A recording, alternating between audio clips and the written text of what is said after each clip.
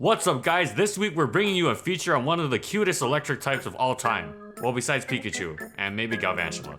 That's right, it's Ampharos. Perhaps the most famous Ampharos is Amphy, who suddenly got sick and failed to do its job completely, forcing you to go across the ocean in Pokemon Gold and Silver. Ampharos is supposedly a sheared sheep, considering its pre-evolutions are sheep that lose wool. But I definitely prefer the Pokemon version of a sheared sheep, considering what the real thing actually looks like. Ugh. On a side note, Ampharos is our writer Zane's favorite Pokemon of all time, so expect a lot of love for it going in for this episode. Hey, Zane loves it, but does that mean it was good?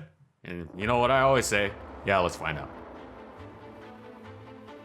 And in this video, we'll be covering these competitive formats. As always, let's start out by looking at the stats. Actually, holy shit, look at this sprite. Isn't it adorable? And I was just reading from my script there, looks like our writer got sidetracked. Anyways, Ampharos is a decidedly odd electric type, not concerning itself with looking cool or being fast like the majority of its brethren. While it does have a nicely respectable special attack stat of 115, its speed is only 55, and it has a fairly nice bulk, uncharacteristic of most frail, fast electric types. Thankfully for Ampharos, GSC was not a speed-focused metagame for the most part, and its access to Thunder Wave actually meant it could tank hits and then go first the next turn. But Ampharos' big downfall is that it was pretty much just completely outclassed by the best pure electric type, Raikou. Seriously, Raikou had either better or even stats with Ampharos in every single category, and given that Raikou was one of the 3 most popular Pokemon in Generation 2, alongside with Zapdos and Snorlax, Ampharos was quite understandably left looking like a little sheepish next to the 2 legendary embodiments of lightning. Yeah, Ampharos was bulky compared to the other electric types, but Raikou just had amazing stats all around, as to be expected from a legendary.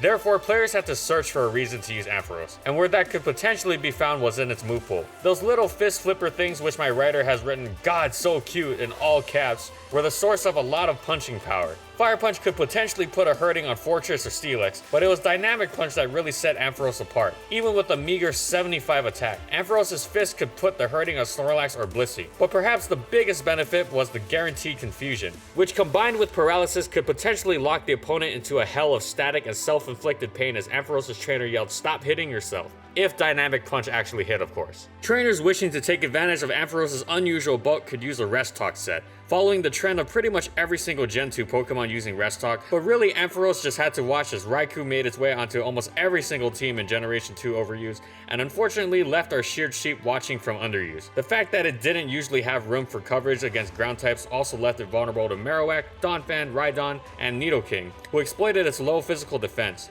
It wasn't a bad Pokemon, it just wasn't good enough. That unfortunate trait of being an inferior Raikou continued into Gen 3 with no signs of stopping, as the addition of abilities gave Raikou pressure and Ampharos the sometimes useful static.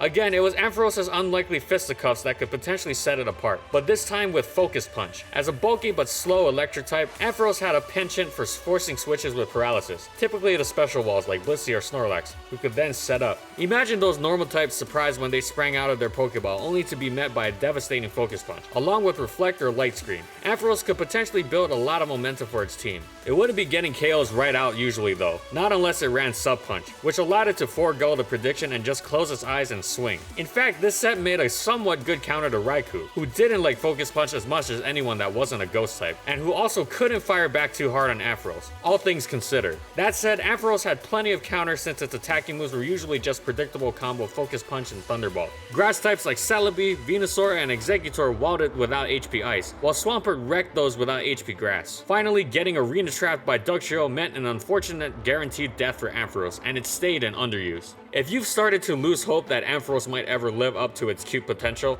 I'm afraid you probably see where this video is going. What were once impressive stats were decidedly just okay in Generation 4, where Ampharos had not only Raikou, but also the newly arrived Magnezone, Electivire, and Rotom to contend for a bulky electric spot. When I tell you that Raikou found itself in borderline, not even making the cut for overuse, you should know it's grim for Amphy. I don't know, Amphy, maybe you should just stick to being a lighthouse. With the addition of Choice Scarf and attackers like Heatran, Ampharos was no real hot ticket anymore, if it was ever. What sets it did have relied on its okay bulk, with the 2 most popular being a straight up attacker with Thunderbolt, HP Ice, Focus Blast, and the old standby of Focus Punch, which was notable to hit Chansey as it dropped to the lower tiers as well. One neat trick Ampharos could pull was ringing its cowbell, or sheep bell. I guess, as a cleric, while focusing on defense and spreading status with discharge. This set actually worked alright because of Ampharos' only one weakness, meaning if the opponent didn't have a powerful ground type, Ampharos could potentially stick around a while, although special walls beat it straight up.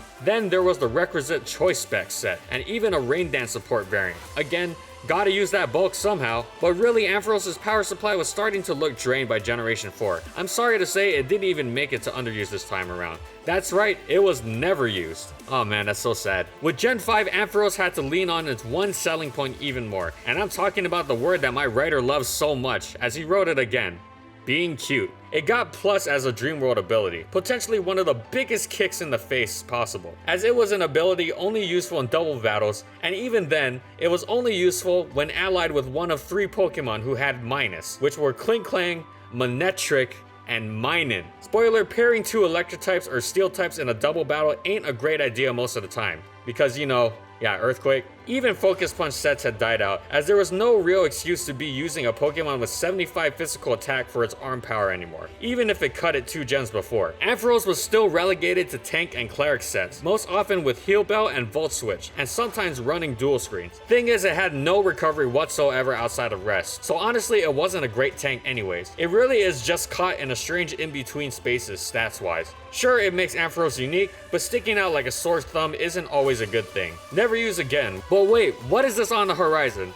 Look at those luscious locks. That flowing mane. That's right, Ampharos was one of the lucky few selected for a Mega Evolution in Generation 6, and boy did it amp things up a notch. Now if you ever wanted to see a Pokemon go Super Saiyan 3, which by the way is one of the sickest transformations ever, here it is. 165 special attack is bonkers. The highest among all electric or dragon types except for Mega Rayquaza. The drop of 10 speed barely mattered at all, and the extra bulk was quite nice as well. That dragon typing that Ampharos has deserved for so long, hey, its name in Japanese literally means electric dragon, and it was originally developed as one, also helped out, giving it 2 incredibly useful stabs only resisted by a handful of steel and fairy types. So with that hair, Mega Ampharos must have some pretty strong roots, right? Guess that's why it went back to them with a Sleep Talk set, taking full advantage of its bulk and great stabs, making it irrelevant which move it used most of the time. As a status absorbing monster, Ampharos could wall a good amount of Pokemon before hitting for massive damage and potentially switching for momentum with Volt Switch. In Trick Room, Mega Ampharos' all-out attacker set was devastating,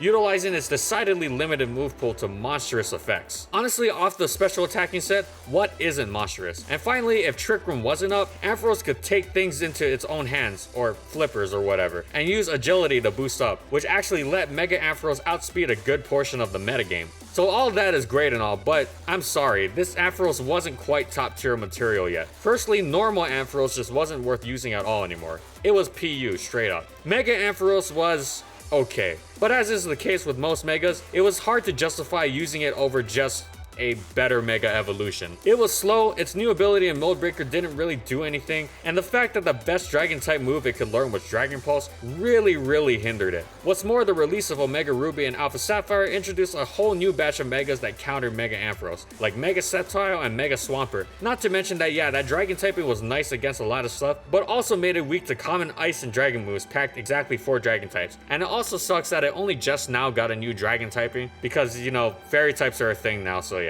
But don't worry, that towering special attack stat presumably stored in its hair guaranteed it underuse status, but even growing the wool it lost back couldn't put Ampharos into overuse. And finally, VGC. Those of you who heard Trick Room mentioned a few minutes ago might have guessed that this section was coming. That's right, with double support, Ampharos had a whole lot more time to work with its low speed. In fact, this is where that 10-point drop from its normal speed actually came in handy. Because its 2 stab moves had such great coverage, Ampharos could afford to invest in double protection in the forms of Sub and Protect if necessary. Though Focus Blast could also be used to hit the likes of T-Tar and Mega Kangaskhan. This set was simple. Set up Trick Room, then wail on the opponent with stab moves. Unfortunately, being regulated to the relatively weak Thunderbolt / Discharge and Dragon Pulse meant Ampharos didn't always have the attacking power that the 165 special attack stat promised. And outside of Trick Room, Ampharos was dead weight. At least Mold Breaker meant Thunderbolt couldn't get absorbed by Lightning Rod, but other than that, its ability was kinda dead weight too. This thing wasn't used much, but at least it could be used. Except when you want to use another Mega, but yeah. And that's it. So how good was Ampharos actually? Well, our writer asks, can we just talk about how cute it was instead? Yeah, I'm sorry, Zane, but that's not what the show is about. Ampharos honestly wasn't that good. It borders on usable these days with its Mega Evolution, but even though it has Mold Breaker as its ability, it goes to show that breaking the mold of what an electric type is doesn't always work out. In fact, even in Sun and Moon, Xurkitree does that one mega powerful special attack shtick even better. Ampharos' one chance at being good was at the very beginning, before its voltage got outclassed, but even back then it had Raikou and Zapdos to contend with. But hey, for all those baldies out there, Ampharos is inspiration to you that one day, maybe you can get your hair back. All it takes is a rare crystal and an energy boost that transcends the limits of what nature intended. Thanks for watching everyone, and as always, if you liked the video and you want to see more, be sure to subscribe to False Swipe Gaming for more weekly Pokemon content, and of course, as I always say, comment on what Pokemon you want to see next. And also, thank you so much to our patrons for continued support of our videos, and thank you to all of you as well, as I wouldn't be able to make these videos without you. And follow my crew on these social media platforms, and that's all I got. Happy New Year, and see you next time, everyone.